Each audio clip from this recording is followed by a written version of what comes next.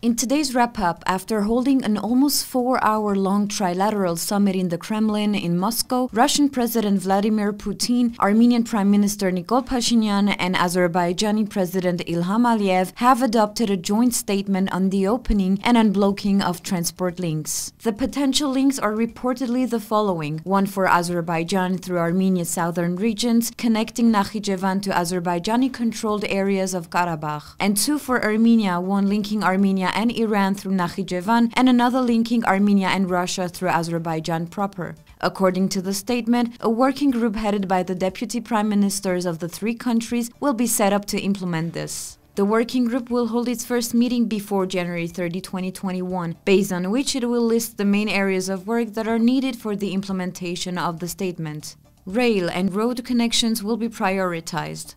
Expert subgroups will also be set up, and by March 1, 2021, the working group will submit for approval by the leadership of the three countries a timetable and a list of measures to be taken for the organization, implementation, and rehabilitation and construction of new transport infrastructure necessary. Armenian Prime Minister Nikol Pashinyan lamented that the provision of the end of war agreement regarding prisoners of war is not being implemented. According to the Azerbaijani Foreign Minister, 62 Armenian nationals remain captive in Azerbaijan. On the eve of the meeting, Mane Gevorkyan, the Prime Minister's spokeswoman, announced that economic issues would be on the agenda of the meeting. However, for the Armenian side, the issue of the return of prisoners of war and detained people, identification of the bodies of the dead, clarification of the fate of the missing was a fundamental issue.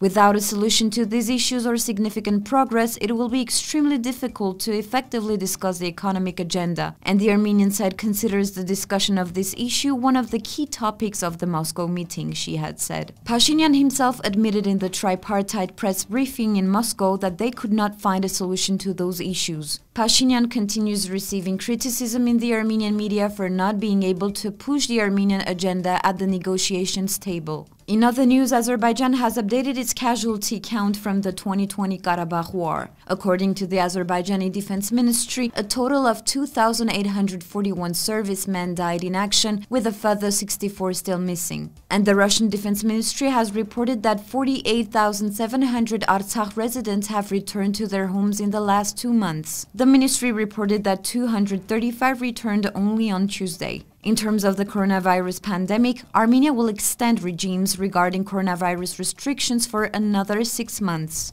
This was reported by the Health Ministry.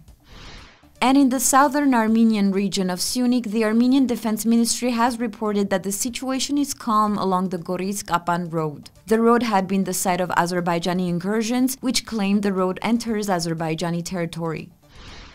Another 355 new cases of the virus were reported Monday, along with 727 recoveries and 10 deaths. Health authorities also confirmed that Armenia will receive its first batch of the coronavirus vaccine by February. According to the Health Ministry, Armenia is working to acquire vaccines from Sputnik AstraZeneca.